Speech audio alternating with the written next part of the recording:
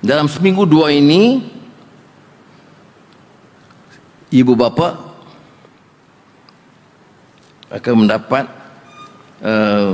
bantuan awal prasekolah, projek kembali ke sekolah ini, RM150 tiap pelajar. Dan kita tambah dulu sehingga tingkatan 5, sekarang sampai tingkatan 6 tiap pelajar. Tapi kita syaratkan ibu bapa harus pergi ke sekolah.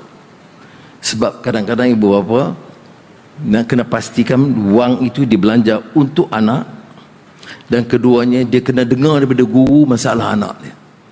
Jangan dia pakai, dia gunakan hanya perwakilan. Bila ada anak nak wakilkan, tak boleh. Dia kena, sebab itu kita syaratkan dia harus ke sekolah. Kerana belanja ini tinggi ya, RM800 juta untuk setahun. Sara bulanan sehingga RM200 mula dikreditkan ke dalam kad pengenalan secara berperingkat seawal 9 Januari ini.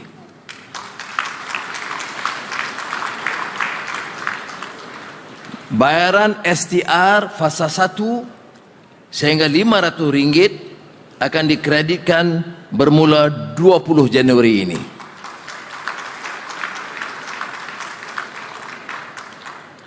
Tahun lalu STR Sara ini diambil atau digunakan oleh 96%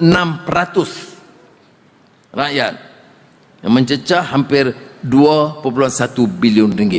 Jadi yang ada orang kata yang kaya apa ambil, tapi yang kaya ambil ada skim dia beri kepada jiran-jiran yang miskin. Saya tak fikirlah menteri ambil kemudian guna untuk rumah dia, tidak. Tetapi 96, dan kita jimatkan, bukan jimat maknanya yang tidak berbelanja ada RM150 juta. Dan seperti saya janjikan, RM150 juta tidak diambil oleh kerajaan. Kita akan agihkan kepada penghuni pusat perlindungan seperti mangsa keganasan rumah tangga di bawah Nancy,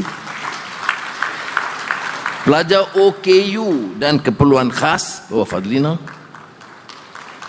pembelian peranti perubatan untuk pesakit miskin itu Dr. Zul,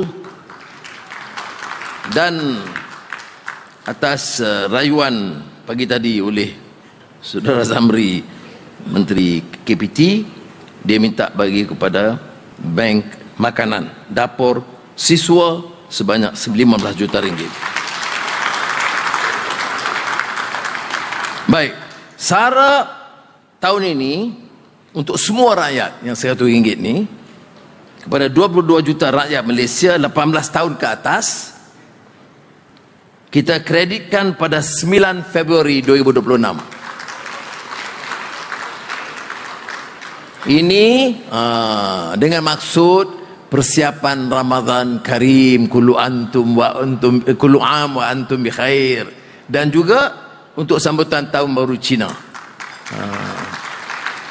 Ini hebat Malaysia. Hebat ni Malaysia ni. Itu tengok nawaitu masing-masing.